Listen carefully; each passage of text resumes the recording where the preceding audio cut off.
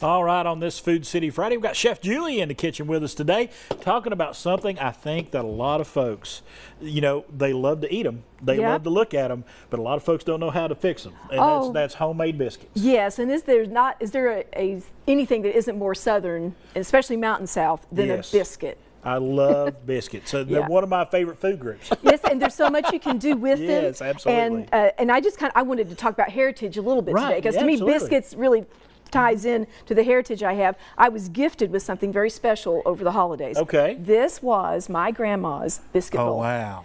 My grandma Crass made biscuits out of this every day for decades. There's a lot of love in that bowl. There's a lot of love. I do not know how many little biscuits got burst out of here, but there was a whole bunch.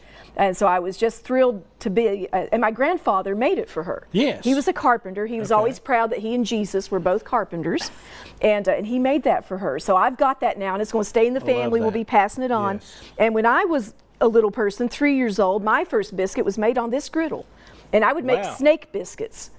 So if you see, there's my little snake. I made one. Okay. My mom would set me up in a chair, and this is the, there's my little snake biscuit, and this is the little apron I would wear. She made that for me. That was when I was 3 years old. Wow. Right there. And I made my first biscuits on this little griddle right there. That's how I started cooking and in the kitchen. And getting that instruction passed down to you. Oh, absolutely. All the way through your family. That is so. It's priceless. It is priceless. You cannot put a price on that. And then, of course, you know, years later, I made biscuits for my family. When Danielle and I were on The Next Great Baker, season 4, we won the first challenge, the Hometown Dessert Challenge, with biscuits. We made cinnamon roll biscuits, which is something I'd kind of perfected.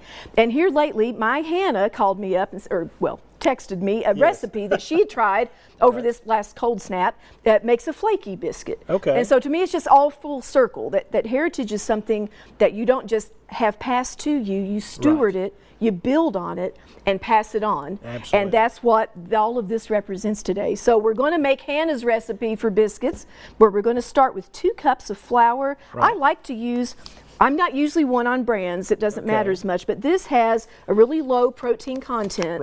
And this is probably one of the softer flours you can get, just white lily plain flour. We've got 2 cups here, and we're going to put in, here's a tablespoon of baking powder and a tablespoon of sugar. I usually don't put sugar in biscuits, but this recipe called for it, so I did. And we got a teaspoon of salt. Now I'll let you just stir that around. You know, there's probably as many recipes for biscuits as there's recipes for anything else. And I'll have to say that with what we're doing today, it's more about the technique, I think, in some ways.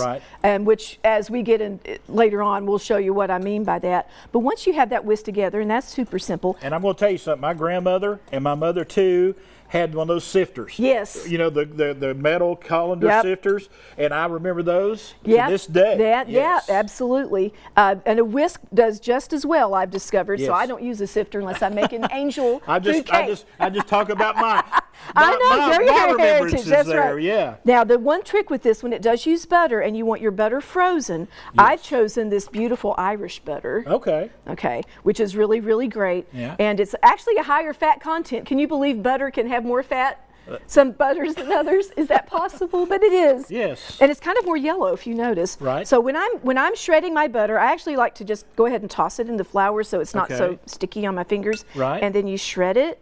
And the idea with this recipe is you want to keep the butter in distinct pieces, and you're not going to cut this in. Well, we're going to stop right there. We're going to come back here in a little while. We're going to let you finish those up. We're going to talk more about biscuits, because we can talk about biscuits all day long, y'all. All day long. It is Baking with Julie. If you want to find out more, go to bakingwithjulie.com. And for all of this you see here today, go to foodcity.com.